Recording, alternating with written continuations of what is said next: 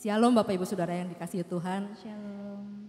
Ya dimanapun kita boleh berada saat ini, mari kita saat ini sama-sama menyatukan hati kita mau datang sama Tuhan. Kita percaya Roh Kudus hadir di tengah-tengah kita saat ini, amin. Haleluya. Mari kita mau datang sama Tuhan. Kami menyambut Engkau ya Roh Kudus. Kami percaya Engkau hadir di tempat ini Tuhan, di tengah-tengah kami. Dan kami siap menerima lawatan-Mu Tuhan saat ini. Datang Roh Kudus, Kau ku rindu. Dengan minyak yang baru urapiku, mengalir penuhiku, mengalir pulihkanku. Kuasa-Mu bebaskan hidupku. Datang Roh Kudus, Kau ku rindu. Dengan minyak yang baru urapiku, mengalir penuhiku, mengalir pulihkanku. Kuasa-Mu bebaskan hidupku. Satu yang ku rindu, bersekutu denganmu. Bawaku lebih lagi, tinggal di dalam-Mu. Nikmati hadirat-Mu, jamalah seluruh hidupku. Urapan-Mu mengubah hidupku.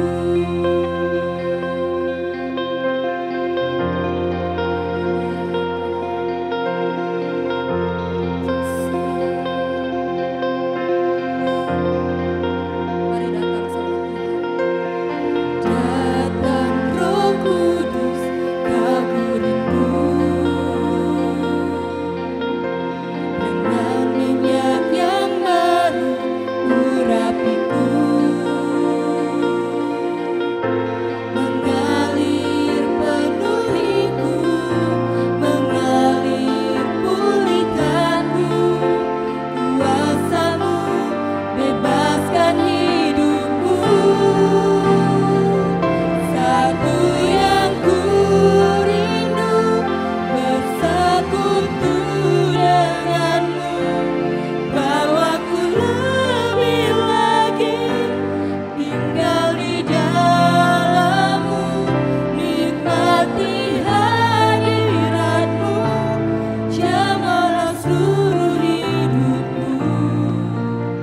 Urapan-Mu mengubah hidupku.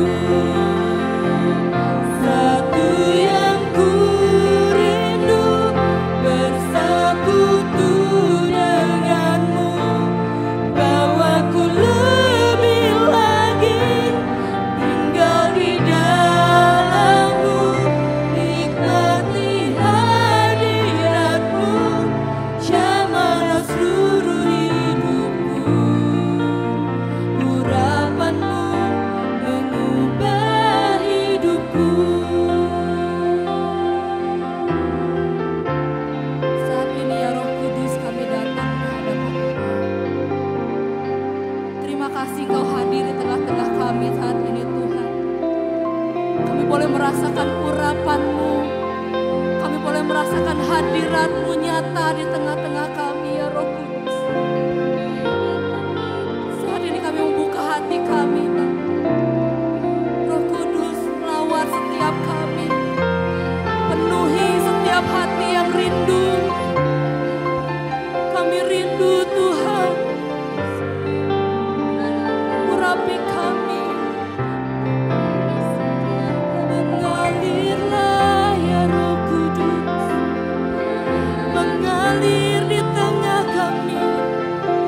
Kami perlu urapan-Mu ya Roh Kudus. Penuhiku,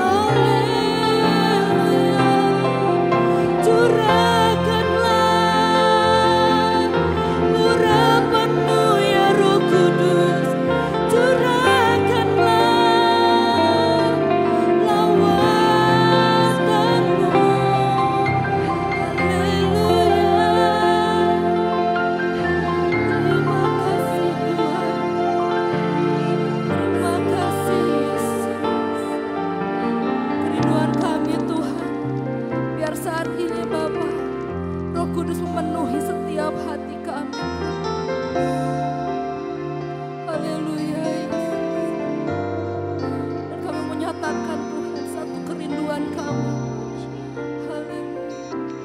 Satu yang ku rindu bersekutu denganmu, bahwa ku lebih lagi tinggal di dalammu, nikmati hadiratmu, jamalah seluruh hidupku. Urapanmu mengubah hidupku. Satu yang ku rindu bersekutu denganmu, bahwa ku lebih lagi tinggal di dalammu, nikmati hadiratmu, jamalah seluruh hidupku. Urapanmu mengubah hidupku. Satu yang ku rindu bersekutu denganmu, bahwa ku lebih lagi tinggal di dalammu, nikmati hadiratmu, jamalah seluruh hidupku. Urapanmu mengubah hidupku. Urapanmu mengubah hidupku. Urapanmu mengubah hidupku.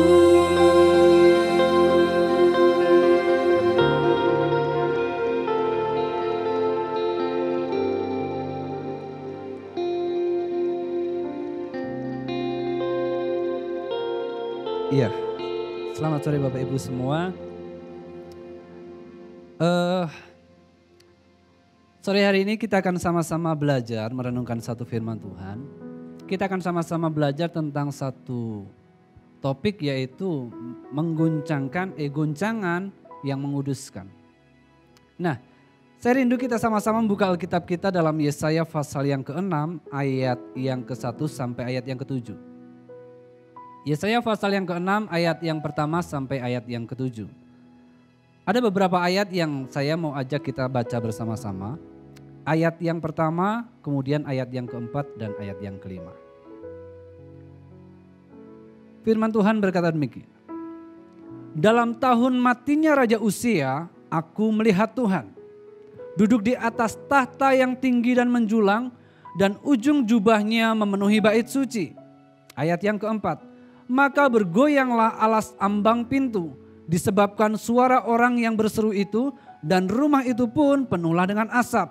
Lalu kataku, celakalah aku binasa, sebab aku ini seorang yang najis bibir, dan aku tinggal di tengah-tengah bangsa yang najis bibir.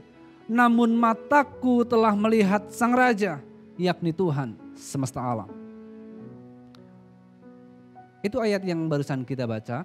Dan sebelum kita bersama-sama merenungkannya, saya ajak kita sama-sama membuka di dalam doa. Tuhan, sore hari ini kami sudah sama-sama membaca sebagian dari firman-Mu. Sekarang waktunya Roh Kudus untuk berbicara kepada setiap kami. Singkapkan apa yang menjadi kebenaran-Mu. Sampaikan apa yang menjadi isi hati-Mu. Biarlah sungguh sore hari ini firman itu berbicara kepada setiap kami, dan firman itu mampu mengubahkan kehidupan kami. Berbicaralah sebab kami siap untuk mendengar. Bagimulah segala pujian, bagimulah hormat, dan bagimulah kemuliaan.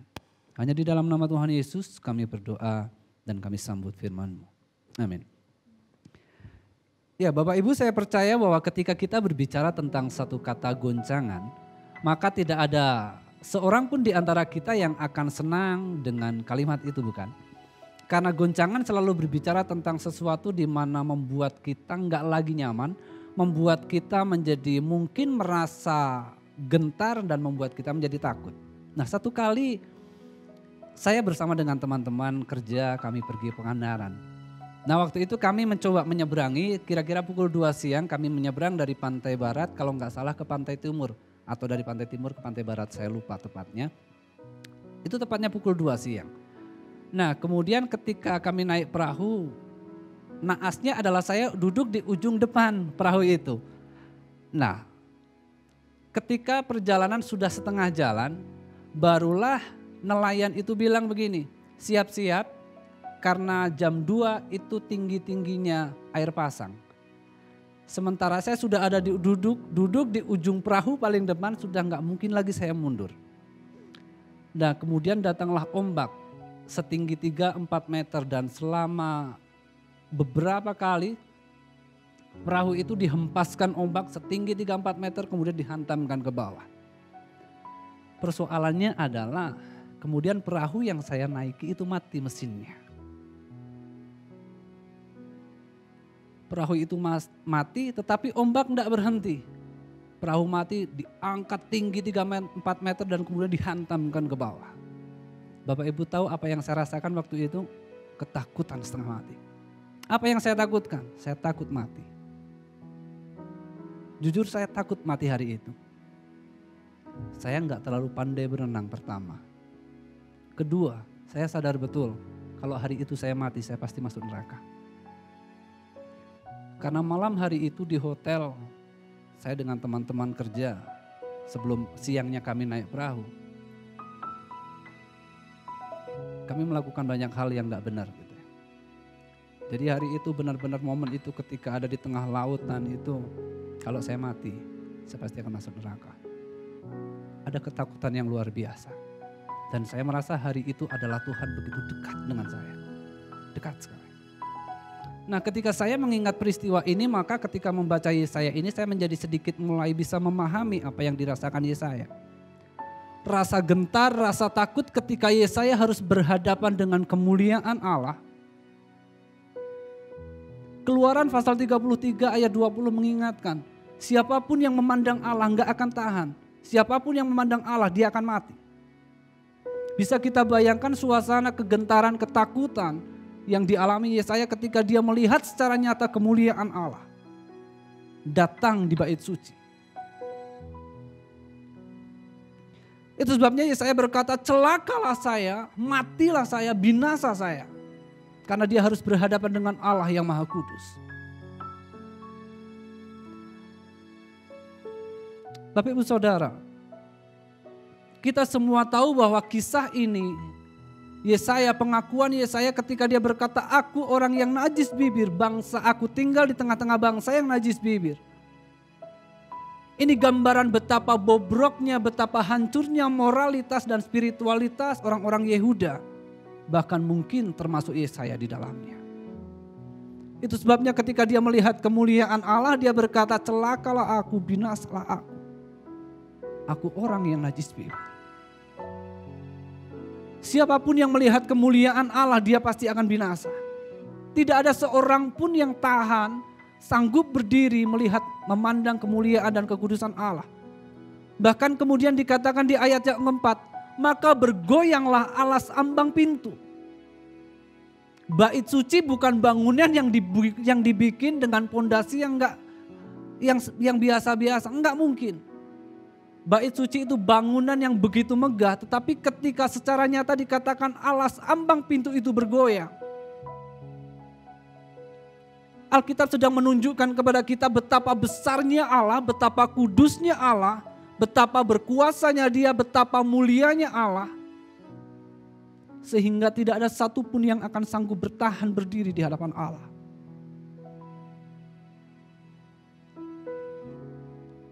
Bahkan dikatakan serafim. Serafim itu adalah malaikat bersayap 6. 2 menutupi muka, 2 sayap menutupi kaki, 2 sayap untuk terbang. Menggambarkan bahwa malaikat pun yang setiap hari ada bersama-sama dengan Allah, dia gak tahan melihat kemuliaan Allah. Bisa kita bayangkan kegentaran dan ketakutan Yesaya, kesadaran dirinya tentang ketidaklayakannya dia ketika harus berhadapan dengan kemuliaan Allah. Maka satu kata yang dia ungkapkan oleh Yesaya adalah kesadaran dirinya tentang keberdosaannya, tentang ketidaklayakannya di hadapan Allah. Makanya dia berkata, najis aku, orang yang najis bibir. Kematian sudah ada di hadapan mata. Karena Allah yang Maha Kudus sementara hadir di depannya.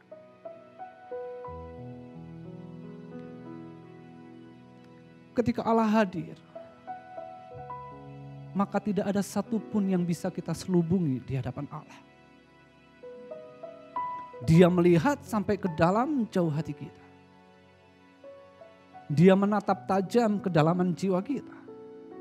Semua yang kita pikirkan, semua yang kita katakan, semua yang kita lakukan, semuanya terbuka di mata Allah. Tidak ada satupun paksaan, tidak ada satupun perkataan yang dikatakan Allah kepada Yesaya tentang Yesaya. Tetapi ketika dia melihat Allah, kesadaran itu spontan dan otomatis muncul dari dalam diri Yesaya, dari dalam diri Yesaya. Bahwa aku orang yang berdosa, bahwa aku orang yang tidak layak, bahwa aku orang yang pantas untuk celaka dan binasa. Makanya ketika Allah hadir, ketika kemuliaan Allah dinyatakan, maka yang akan membuat kita sadar adalah begini. Kita akan sadar betapa berdosanya kita. Kita akan sadar betapa kita ini adalah orang-orang yang pantas untuk dibinasakan. Kita orang-orang yang pantas untuk dibuang dari kemuliaan Allah. Tetapi satu hal yang kemudian dari Yesaya pasal yang ke-6 ini menjadi pembelajaran bagi kita adalah begini. Ketika kesadaran tentang keberdosaannya, ketika kesadaran tentang ketidaklayakannya, tentang kenajisannya, itu keluar dari mulut Yesaya. Ada anugerah yang Allah berikan. Allah tidak menghukum Yesaya dalam keberdosaannya. Dia tidak membinasakan Yesaya di dalam kenajisannya. Tetapi yang dilakukan adalah begini. Alkitab mengatakan, serafim itu mengambil bara dari mezbah di bait suci. Dan kemudian bara api disentuhkan ke mulut Yesaya. Gambaran tentang penyucian, gambaran tentang pengudusan, gambaran tentang pengampunan dosa yang Allah berikan buat Yesaya. Semua karena anugerah. Bersyukur hari itu Yesaya gak mati karena dia melihat Allah. Goncangan yang terjadi di bait suci itu bukan sesuatu yang semu. Itu nyata. Apa yang Yesaya katakan tentang dia melihat Tuhan itu bukan mimpi. Itu nyata real seperti yang Musa alami ketika dia melihat Allah dalam wujud api.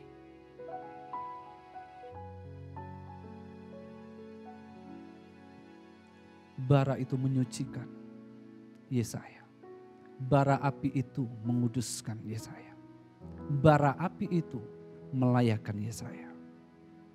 Ketika dikatakan bahwa dia menghapuskan, itu artinya Allah mengangkat keluar dan kemudian dia membuang dan gak pernah melihatnya lagi. Ketika Yesaya menyadari tentang keberdosaannya, ketidaklayakannya, Allah mengampuni itu artinya Allah menghapuskan dosanya. Itu artinya Allah mengangkat semua dosanya dari dalam dirinya dan kemudian Allah membuangnya. Dan Allah gak pernah melihat apa yang pernah dia buang lagi. Tuhan gak mengingat lagi setiap dosa yang dilakukan oleh Yesaya. Nah sore hari ini, bukankah kita adalah gambaran orang-orang yang pantas untuk binasa?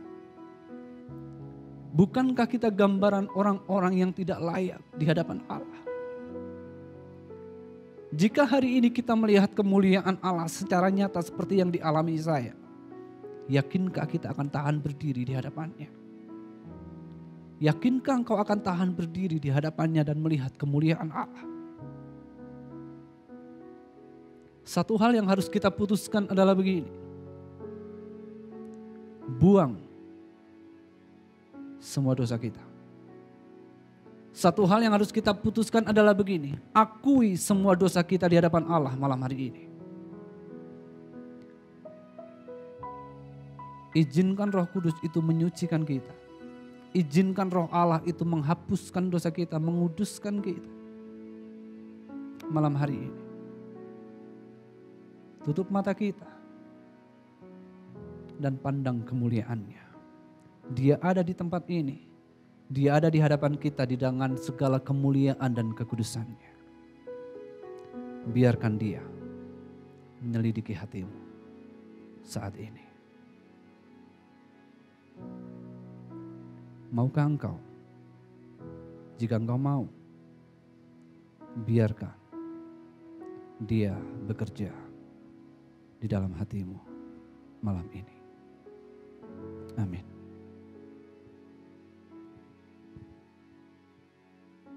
Saudara, firman Tuhan mengingatkan kepada kita, saat keguncangan terjadi, biarlah itu menjadikan kita menjadi pribadi-pribadi yang disadarkan. Roh Kudus dicurahkan ke atas kita, supaya kita menjadi pribadi-pribadi yang semakin kudus, semakin suci di hadapan-Nya. Mari sebelum kita berdoa, kita mau naikkan pujian ini. Roh-Mu yang hidup penuhiku, mengalir dalamku.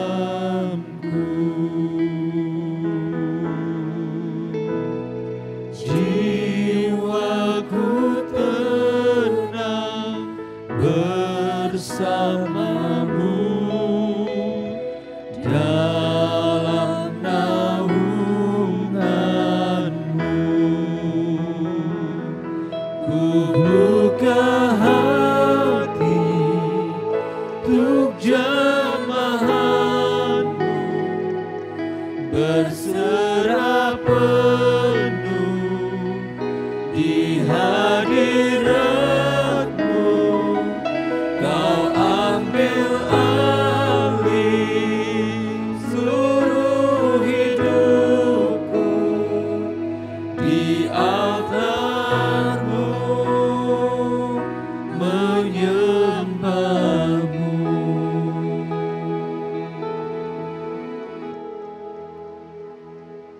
Roh-Mu yang hidup, Roh-Mu yang hidup penuhiku, mengalir dalamku.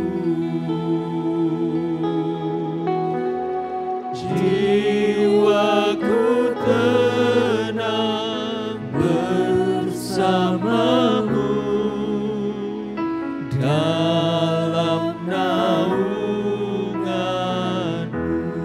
Mari kita buka hati kita, izinkan Dia bekerja, izinkan Roh Kudus melawat kita, berserah penuh di hadirat-Mu. Ambil alih seluruh kehidupan kami. Kami rindu Tuhan, hidup kami kudus dan berkenan di hadapan-Mu.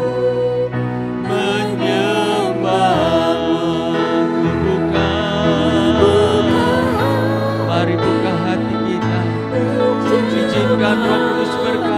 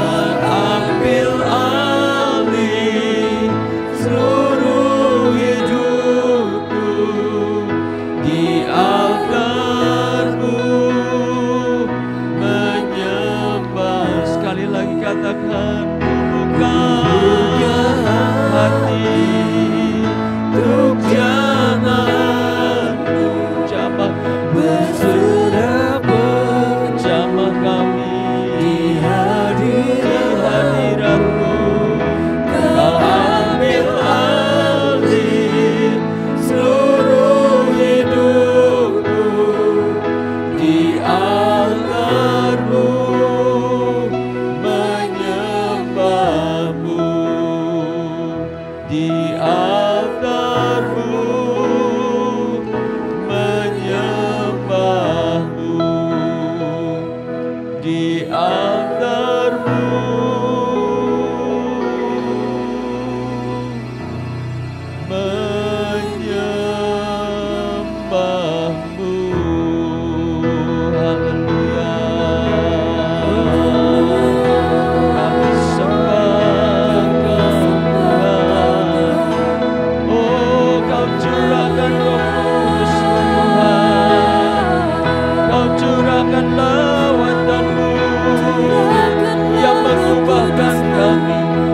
Menyucikan kami Tuhan, kami rindu kuasa-Mu, kami rindu lawatan Tuhan. Haleluya, haleluya.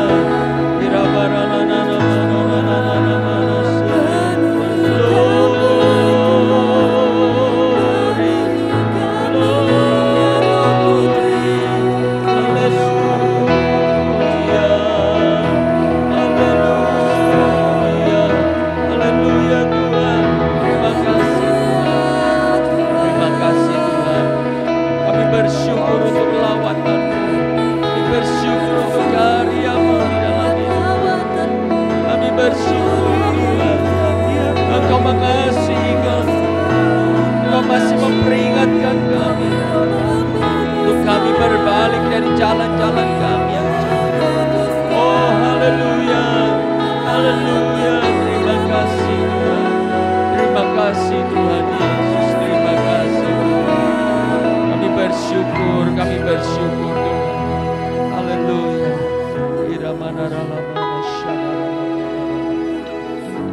Terima kasih Tuhan. Terima kasih. Haleluya.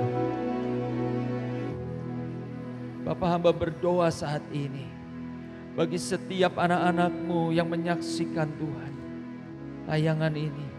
Kami percaya Tuhan Roh Kudus bekerja di tempat kami masing-masing.